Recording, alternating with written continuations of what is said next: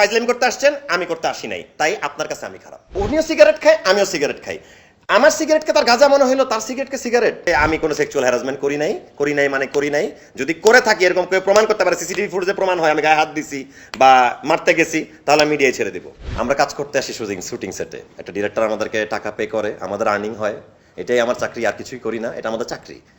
এখন চাকরির ক্ষেত্রে সিনিয়র জুনিয়রকে বকা দেয়, সেটা কর্পোরেট জব হোক, শুটিং লাইফ হোক, ব্যবসা বাণিজ্য প্রতিষ্ঠান হোক, যেই চাকরি হোক। এখন আমরা এখানে রিলস করতে বা টিকটক করতে শুটিংয়ে আসি না, এটা হচ্ছে ফার্স্ট পয়েন্ট। আমরা প্রতিদিন কাজ করি, বাসায় যাইতে 11টা-12টা বাজে, আমরা চাই যে যত দ্রুত শেষ করে বাসায় ফেরা যায়। এখন আমার কো আর্টিস্ট যেই অভিনেত্রী মানে আমার নামে অভিযোগটা দিল, সে আর কি ফার্স্টে আমার সাথে কিন্তু আগেও কাজ করেছে, আগের লটে, ভালোই পরিচয়, মানে হাই হ্যালো পর্যন্তই, না বাড়তি কথা হচ্ছে না, কোনো ইয়েও আছে আর কি, কোনো ক্ল্যাশ আছে আমাদের। তো পরশুদিন থেকে ঘটনা শুরু আর কি এই লটের। মানে আমাদের যে আনোয়ার ভাই আর্টিস্ট, ওই যে আজিমপুর পুরান ঢাকা, তো ভাইয়ার সাথে সে টিকটক করতেছিল আর কি, হতে পারে তাদের পূর্ব পরিচয় থাকতেই পারে একটা সেটা, আমার সাথে ভালো সম্পর্ক, আমার সাথে ভালো থাকতেই পারে, কিন্তু আর কি হোল টাইমই আর কি টিকটক আর রিলসে ব্যস্ত ছিল, অ্যাক্টিংয়ে কোনো মনোযোগ ছিল না। মানে সিনের সময় ডায়লগ দিতে পারতেছে না আর কি, তার মনটা আর কি পড়ে আছে যে কন্টেন্ট বানাবো, আমাদের একটু মানে ফেসবুক দিতে পারলে ডলার আসে, আমারও আসে, সবারই আসে। এখন কথা হচ্ছে আমিও তো বানাই না, আমি তো আমার ইউটিউব চ্যানেল আমার নিজেরই আছে, ম্যাঙ্গো স্কোয়ার, কোনোদিন তো আর মুসিবত আনলিমিটেড সেটে এসে তো আর আমার নিজের কন্টেন্ট আমি বানাই নাই। তো এই মানে ধরেন যখন সে ডায়লগ ভুল করা শুরু করলো, অনেকবার 3-4 বার ও একবার বকা দিল, দেওয়া উচিত ছিল ডিরেক্টরের। আমি এই দিক থেকে দুঃখিত যে আমি গালি দিছি বা বকা দিয়েছি, আমি এটাও বলবো আমি কি বলছি। এখন আমি তাকে বললাম যে তুমি যে রিলস করতেই সেটা চিৎকার করেই বলছি, যে রাগ করে, আমার রাগ লাগছে, কারণ আমিও তো এখানে কনসার্ন থেকে কাজ করতেছি, 10টা সিন করে বাসা যাওয়ার অপেক্ষায় আছি। আমি বলছি যে কেন তুমি রিলসে তুমি আর মনোযোগ, তুমি কেন আমাদের সাথে শুটিং করতে পারতেছো না, ডিরেক্টর তো আমাদের কাছে টাকা দিয়ে নিয়ে আসছে, সেটা বলছি। এবং আমি এটাও বলছি I don't want to see your face, I don't want to আমি বলিনি আই ওয়ান্ট, আমি বলেছি I don't want to see your face, I don't want to, I want work, আমি কাজ করতে আসছি, আমার সাথে অ্যাক্টিং করে তুমি বাসায় যাবা, আমি আমার বাড়ি যাব, আমরা কেউ এখানে 24 ঘন্টা থাকি না। এখন মেয়েটা একটা দেশ টিভিতে গিয়ে যে বলল যে আমি গাঁজা খাইছি, প্রতিটা সিনের পর গাঁজা খেয়ে সেটে এসে কাজ করছি, এবং আমি ছাদে গিয়ে গাঁজা খাচ্ছিলাম, এবং হচ্ছে আমি আমি এবং বলছি যে আমার সামনে থেকে সরো, ক্লোজ দিতে পারতেছি না। ভাই অনেকগুলো মিথ্যা কথা এখানে আসলে আছে। আমি গাঁজা হোল্ডেতে খাই নাই, সবচেয়ে মজার ব্যাপার দোলন চাপা সেটে প্রতিটা ফ্লোরে সিসিটিভি আছে, প্রতিটা রুমে।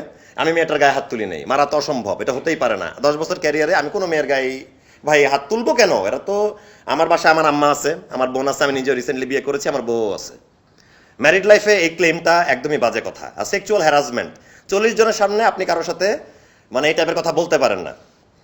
আমার মনে হয় মেয়েটা যদি সেক্সুয়ালি হ্যারাসমেন্ট হয়ে থাকে, তাহলে ওই টিকটক যে করতেছিল সেটা তার আনোয়ার ভাইয়ের সাথে ঘটেছে, মানে যদি আলাপ হয়ে থাকে কোনো রকম নিজেদের আলাপ। কিন্তু আমি না ছিলাম ছাদে, এবং যে রুমে আমার ব্যাগ রাখা ছিল মেকআপ রুমের বাইরে যেখানে, সেখানেও সিসিটিভি আছে, না খাইছি গাঁজা ওইখানে। আপনারা চাইলে সাংবাদিক ভাইরা আপনারা ইয়ে করতে পারেন, মানে দোলন চাপার এই যে উত্তমের কাছ থেকে সিসিটিভি ফুটেজ কালেক্টও করতে পারেন, এটা তো আমাদের সুবিধা হবে। আচ্ছা মারলে কি হইতো, শুটিং সেটে যেখানে আমি বকাটা দিলাম গতকাল, আমি তো মারতে গেলে ফিজিক্যালি আগেও যেতাম, সেটা তো ফুটেজে থাকতো।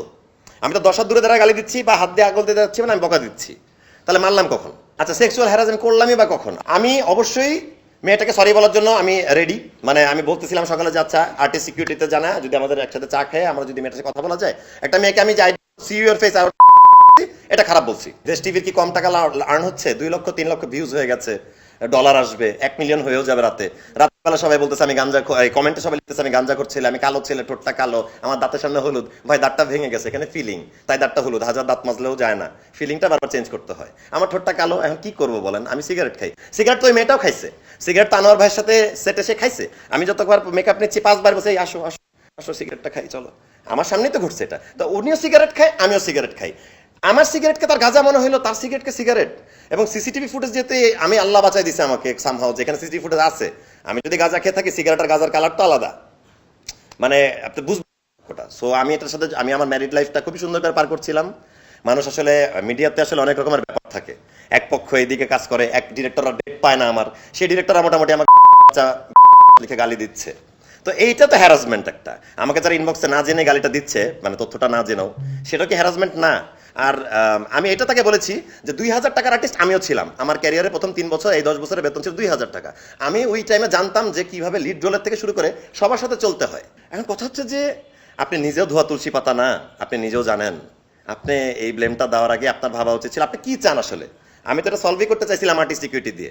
আপনি তো চাইতেছেন ভাইরাল হতে, আপনি তো সফলও, আল্লাহর রহমত আপনি সফল। যেহেতু আমি এত গালিগালাজ খাইলাম, আমার ফ্যামিলিটাও কেউ ছোটই করলাম, আমি খুবই লজ্জিত। অবশ্যই আমি আইনি পদক্ষেপ নিব যদি আমার প্রয়োজন মনে হয়। এটা তো মানহানি, আমি ওই চ্যানেলটার বিরুদ্ধে এবং মেয়েটার বিরুদ্ধেও তো আমি অবশ্যই মামলা করতেই পারি যদি আমার প্রয়োজন মনে হয়। অবশ্যই আমি করবো, শুটিং করা লাগবে না আমার, আমি আগে এটা সলভ করবো। তারপরে এবং একটা ইকুইটি আছে, আমি আগে ইকুইটির সাথে কথা বলবো যে আমি এটা করতে যাচ্ছি। ইকুইটি পারমিশন ছাড়া আমি করবো না, যেহেতু আমি মেম্বার এই টিমের। সো আমি টিমের সাথে কথা বলবো, তারপরে অ্যাকশনে যাবো। আমি যে দুইটা সেন্টেন্স বলছি যে ভাই আমি যেটার ইংলিশে বলেছি সেটার বাংলা হচ্ছে আমি তোমাকে চাইও না, আমি তোমার চেহারাও দেখতে চাই না, কিন্তু আমি শুধু কাজটাই করতে আসছি, কাজটা করে বাড়ি যেতে চাই। এখন ইংলিশটা যদিও না বুঝে ওর পড়াশোনা করার কম থাকে, এটা আই এম সো সরি আপু, আই এম সো সরি। আমি ওই দুইটা তিনটা সেন্টেন্স বলার জন্য তোমার কাছে খুবই দুঃখিত। কিন্তু এই যে আমি আমার রিপ্লাইটা দিলাম, ফার্দার তুমি কি করতে চাও আমাকে জানাও। মানুষের ক্ষতি করে বড় হওয়া যায় না, এটা খুবই হতাশাজনক। ওর বোঝা উচিত, ছোট মানুষ। আমি মাফ করে দিলাম আমার সাইড থেকে, আই এম সরি বললাম তো, কিন্তু তারও সরি বলা উচিত যে সে যে আজকে এই মিথ্যা এলিগেশন দিয়ে যে আমাকে আজকে রিপ্লাই দিতে বাধ্য করলো, বা আমার পরিবারের বাসায় গিয়ে আমাকে বাসায় এটা নিয়ে কথা বলতে হবে। ও মেয়েটার মধ্যে কাউন্টার আমার একটাই বলার আছে, আমি কোনো ড্রাগস নেই না, আমি শুটিং সেটে সিগারেট খাইছি, খাই এখনো, ও খায়, এটাতে এমন কোনো অপরাধ নাই, খেতেই পারি সবাই সবার সাথে। এবং হচ্ছে যে আমি কোনো সেক্সুয়াল হ্যারাসমেন্ট করি নাই মানে করি নাই। যদি করে থাকি, এরকম কেউ প্রমাণ করতে পারে, সিসিটিভি ফুটেজে প্রমাণ হয় আমি গায়ে হাত দিছি বা মারতে গেছি, তাহলে আমি মিডিয়ায় ছেড়ে দিব।